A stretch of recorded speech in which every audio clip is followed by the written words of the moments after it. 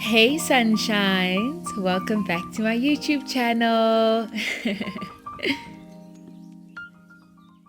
sunshines, welcome back to my YouTube channel. If this is your very first time seeing my face, born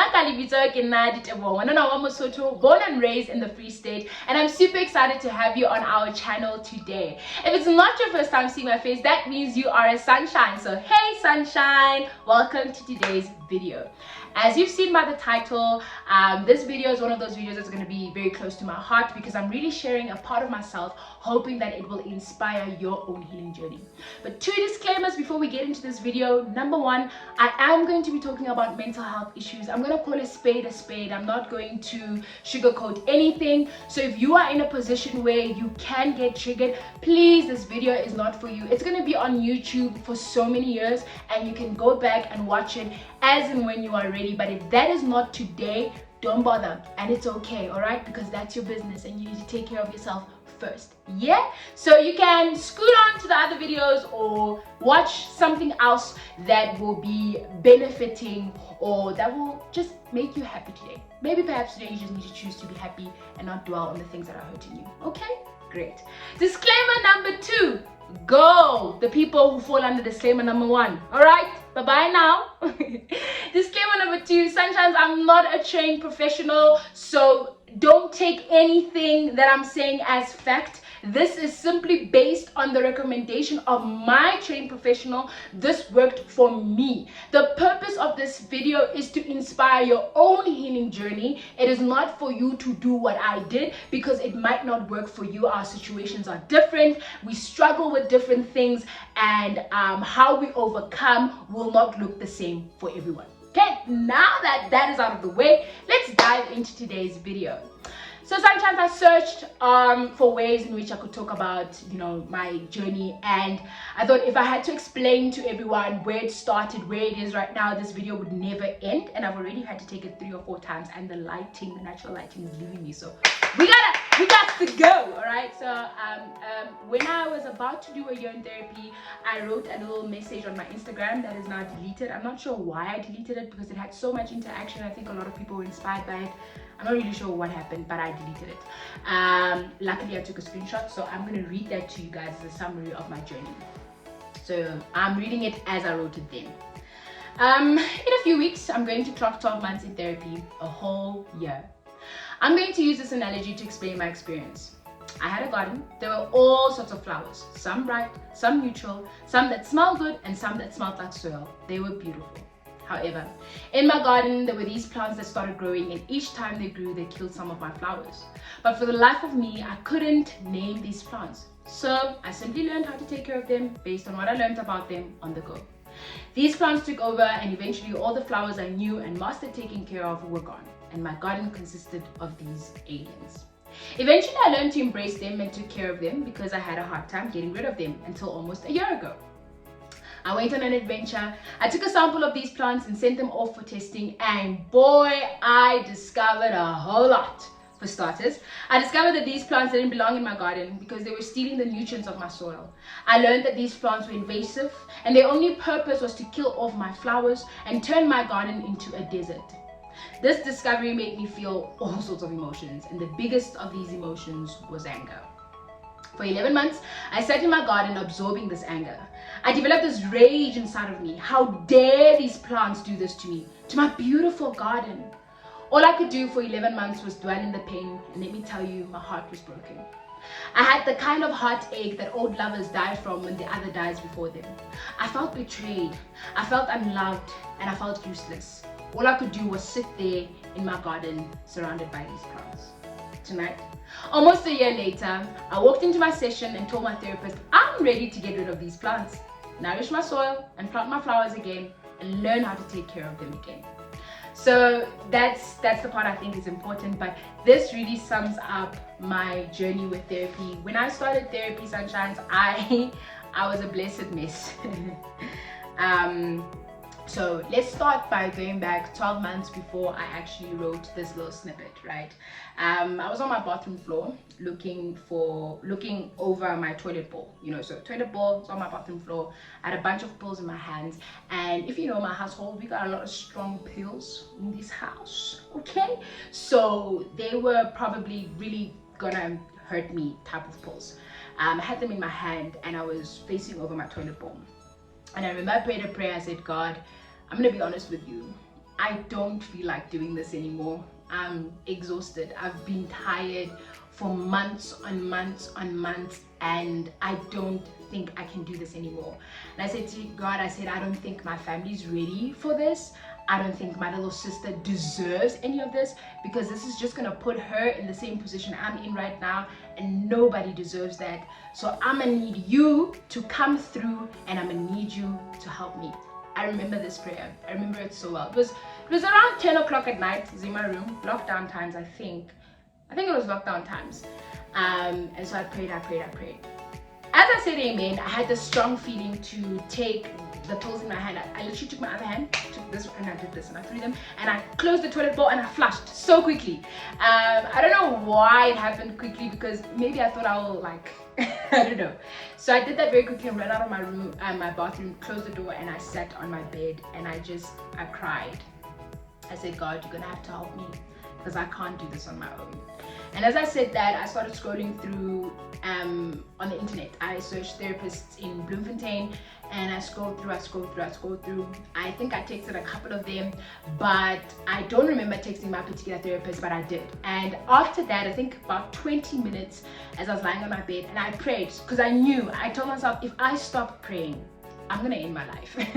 I'm literally gonna end my life, because that's the only thing that's holding me accountable. That's the only thing that is holding me together. So I was sitting at the edge of my bed. I don't even know what I was saying, but all I know is I was in constant communication with God, and I just kept on saying, please, God, I need your help, right? After about 20 minutes, my therapist sort of sends me a text on WhatsApp. She says, are you in a safe space? Can I call you? And I said, sure. So we had a little bit of a chat, which she didn't have to. We spoke for over 40 minutes. That is 1,200 rand. It's a lot of money. We spoke for over 40 minutes, and we made an appointment. I think it was a Saturday. And then the Monday, we made an appointment for Monday where I would go to her offices, and then our 90 minutes. And when I say God chose my therapist for me, I really mean that, because my previous experience with therapists was so bad that I decided that therapy doesn't work. And I met this woman, I went into her office, and within the first 10 minutes, I knew that I'm gonna get help here. I knew that Jesus orchestrated this. I knew that I'm safe here, and we're gonna start a journey together. And my reservations before going to therapy, which don't have to be your reservations. I have friends that I've seen taking pills, and granted, pills do help, but I saw them, get deteriorated, gain weight, it wasn't like zombie-like, it just wasn't working. And in my mind, in my heart of hearts, I said, God, I hope we can do something before let pills be the very last resort. And having spoken to my therapist and her having the exact same feelings about pills as I do, I was like, girl, you are my match, made in the heavens. You have been sent by the Lord Almighty to help this girl. Our personalities matched. She understood me. For the first time in a very long time, I was heard. All my other experiences of therapy was just diagnosis, pills, move on. But she heard me. She saw me, and she understood me, and she wanted to take this journey with me. And I am so, so grateful. So my diagnosis was severe anxiety and depression, something I knew a little bit earlier on, just before lockdown, but I got the diagnosis, and then life happened, and I just never got back to it. I'm also an extremely, what can I say, maybe for lack of a better word, I'm resilient. I don't like being, even when I'm sick, my family always complains. When I'm sick, like when I'm weak, I will clean, like I will climb cupboards and take things down and do all of those things. I'll do the opposite of what my body is feeling. I don't know if that's good or bad, but that's just who I am. So I guess when I got diagnosed the first time, just like, oh, now it makes sense as to why I've been feeling this way. But okay, you gotta move, life is happening, until obviously lockdown happened. Kind of like there were no distractions now anymore, and I had to just focus on me and see what has been happening, right? So my treatment plan, let's see if my studies help me a little bit here. I did CBT, which is cognitive behavioral therapy. That is, I'm gonna give you guys the meaning. In short, this is a talking therapy used to manage your problems by the way you think and behave. This is used to treat anxiety and depression and other things, but for the sake of this video, anxiety and depression. And then I also did something called brain spotting. So this is a brain body therapy that focuses on identifying, processing, and releasing trauma, mental health imbalances, and residual emotional stress. Right, so this was my plan for my therapist to start with that, right? So CBT helped me speak. I think a lot of the things that happened when I was in therapy is that a lot of things that happened to me finally had a name. Like I said, with the plants, they finally had a name. I finally understood, oh, this is what it is. I had to get to a point of also, what can I say, admitting that this is what happened to me. That, oh, I am a victim of such and such. I was abused. I was emotionally abused. I was verbally abused. I was physically abused. Those things happened to me. And I think, I don't know, but for me, that realization was hard. It's not, you know, when you see people posting and social media saying, you know, people sharing their stories, you feel so bad. I'm always like, oh my gosh, nobody deserves to go through that. And then now I had to have a mirror placed in front of me, and my therapist is like, but you did go through that. Like, you're a victim of abuse and trauma and all of these things that were never dealt with. And so that made therapy very hard, because after these things were told to me, anger came into place. Like I said, I got very angry. My friends will even tell you, I aggressively put boundaries into place. I was like, I'm gonna stand up for me because clearly there's been a problem. So 11 months of therapy were tough. I was very angry, and the reason I'm going to explain why I think it's so important to include the Lord in therapeutic journeys is that sometimes you can get so angry, and that anger can be the reason that you end relationships instead of building them, instead of forgiving, instead of doing, you know, loving one another and all of that. My anger was at that level. I hated everything and everyone that I felt like was the reason that I was in the position that I'm in, that the little girl in me was never protected, that the little girl in me was never looked after. I was mad. I was so mad, which is why I'm so grateful that my therapist was a Christian who had the same views as me, a Bible-believing Christian, and so that I didn't leave therapy with that anger. I didn't leave therapy blaming anyone, and that instead I grew a love for the people I felt were involved in not taking care of me. I saw them the way that God sees them. I saw that they too were neglected, that they're doing the best with what they thought is right. They had no blueprint. They just knew, I gotta do better than where I come from, and with nobody showing them what better is. And it just builds this vicious cycle, you know. So that's the Jesus part of having compassion, having empathy, forgiveness. So I'm very grateful that the two intertwined in my therapy session, because what I've been seeing on social media a lot is people just downright disowning people and not wanting anything to do with them because they finally had their eyes open and therapy showed them that, you know, you need to cut off, you need to break, you need to whatever. Some instances yes, but some instances no. Our God is a relational God, and I think so many things can be renewed, right, if we give them to God and allow God to help us in that journey of renewing. One day I'm going to share a story, but it involves another human being, and I want that human being to be comfortable with me sharing the story. Hopefully me and that human being can do a YouTube together. It's a very powerful story for me, because when the things that were happening, I never thought we would be where we are today. And for that, I'm so grateful, because I love that person. I think another thing that people miss is that someone can be really hurtful towards you, but you're not gonna not love them. Like, the two can coexist. Oh, that's what I've realized. Like, I got to a point where I love you, but you're not good for me. So until we figure out how to fix that, I'm gonna stay away from you.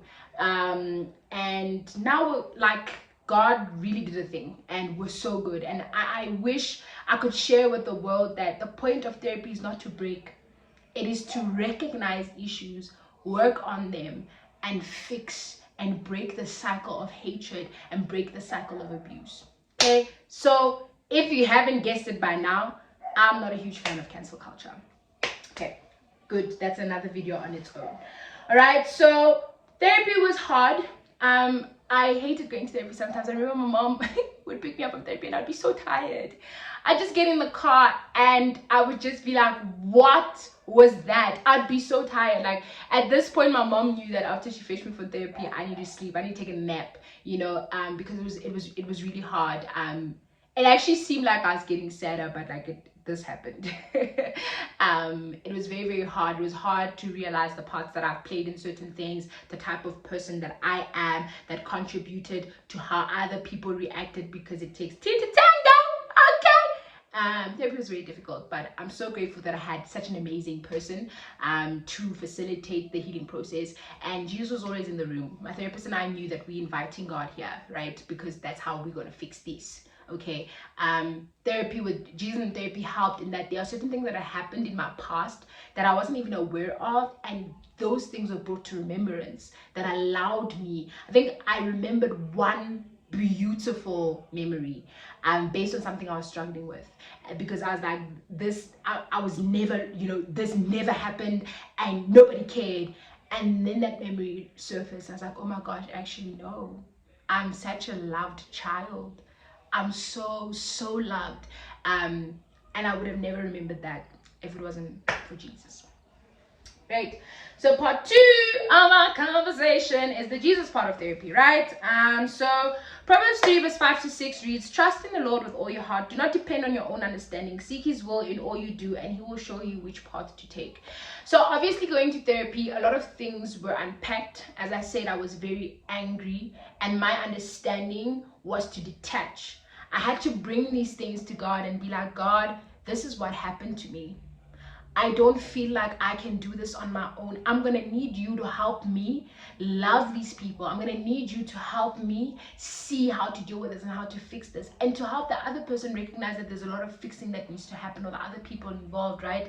And I think the scripture has been so good in that when you don't lean on your own understanding and you allow God to fully restore, he does exceedingly abundantly above all that you could ever ask or even think of. Because what is God? God is amazing. God is a restorative God. God is beautiful, guys. Let me tell you that, okay? And God's beauty is not dependent on us and what we do.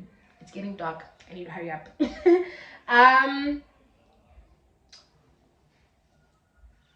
I also went through a refining process in therapy, and I found Zechariah 13 verse 9 to have helped me.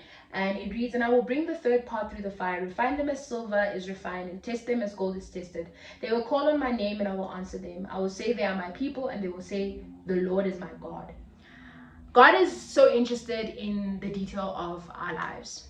And I felt like being refined by God can seem scary, because that's why we stopped singing na na na na na na na. I'll be a living. People did not want to sing that song because being refined can be scary. But when you're being refined by an all good God, the outcome can only be good. I went through a refining process, and this process of therapy actually brought me closer to God. It made me lean into God, because it opened my eyes to see that everything else I was trying to help me get better was not working, was not sustainable. It made me push deeper into God. It made me realize that I can do nothing without God. So my therapy journey really improved my relationship with God, if anything. It made me understand that I cannot trust human beings at all, because human beings are prone to human error, myself included. But God, he'll never leave me nor forsake me. He's not gonna make no mistake. He's the only pillar that I can anchor myself in and be secured for the rest of my life, right? So that's what therapy also taught me. So yeah, what I also wanted to do just at the end of this video is that Christians, y'all need to learn to feel your feelings. This thing of you cannot be depressed and be Christian is a lot of nonsense. It's a lot of poo-poo that comes from a male cow that has horns, because that's not real. That is not real. Jesus himself, before he got crucified, he said, Lord, if you can if I can skip it, it will be all right. But if it's your will, I'll do it. He had such a deep feeling about what he was about to do that he cried, he sweated blood. God go research what will happen if you were to be so scared that you sweat blood. Okay, so please don't ever listen to that. If that was ever told to you, I'm so sorry, but that is not real. That is not even true. Okay, you're a human being with a lot of feelings, and that's okay. Okay, that's your business, but make sure that you deal with it in a productive way, in a way that is beneficial to you and the people around you. Another thing I hate a lot, and I know I shouldn't use the word hate, is that just because you're a pastor, you're some sort of leader in the church, don't make you a therapist, because the church can do more damage than it does good when trying to therapize people. I think church needs to get to a point of employing actual qualified therapists, that they obviously vet their biblical knowledge, make sure that that is not lost, but they must be trained professionals. I'm a very huge believer of a trained professional, and I'm also a very huge believer that if you're a Christian, get a Christian therapist, because some of these therapies, the solution is a sin. Okay, they will tell you, if you are struggling with loneliness, go casual date. If you are struggling with sexual desire, have sex or masturbate. No. So not that is wrong. If you don't identify as a Christian, do you, boo boo, but as a Christian, it goes against your beliefs, and you don't want your help or your healing to look like things that are not God. So therapy should point you to Jesus more than anything. So there's going to be a resource on a page of ours that's called Candid Christian Conversations, where we're going to actually check each province and see how one gets therapy, so that people can get access to therapy. I know Helen Joseph in 2022 you could get therapy for as little as 75 rand. So we're gonna get all of that done, and then we're gonna spread awareness so that people can start their healing journeys.